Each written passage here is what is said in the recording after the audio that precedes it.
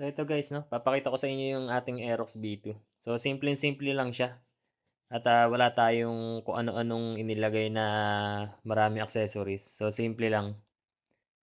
Basta yung malinis tingnan guys, okey na sa'kin. So ayan, check niyo na lang, oh, ayan. So talagang gano'n ako mag-setup, yung gusto ko yung malinis lang tingnan, ayoko ng may binabawasan lalo sa kaha. Nagdagdag tayo mga ilan-ilang na accessories lang.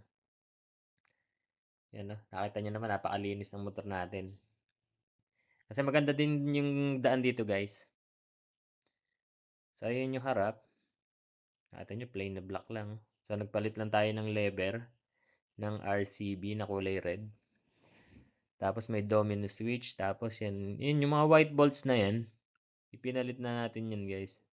Pero hindi pa yan 100%. Mini driving lights. So yan lang sa harap. Tapos dito sa likod. Punta tayo dito sa likod guys.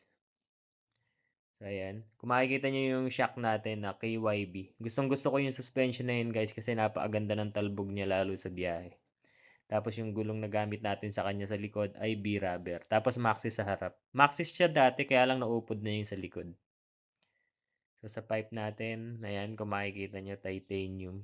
Napakakinis pa guys ng titanium natin, napakaganda. Napakasarap sa mata, napakagandang tingnan. Tapos radiator cover na RS8. So ayan lang, kung makikita nyo, simpleng-simple lang yung setup natin sa motor natin. So kung mayroon tayong pagkakataon sana makapagdagdag tayo ng kahit konti lang tulad nung RB Mags. Tapos dito yung RB Mags, tapos caliper, yung mga big disc na yan. So sana magkaroon tayo ng pagkakataon na magpalit.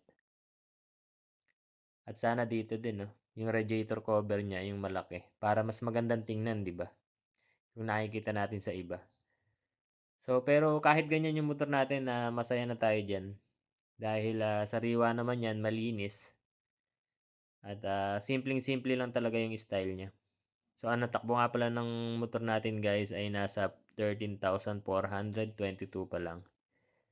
So yun, napakasariwa pa nito. Yan no.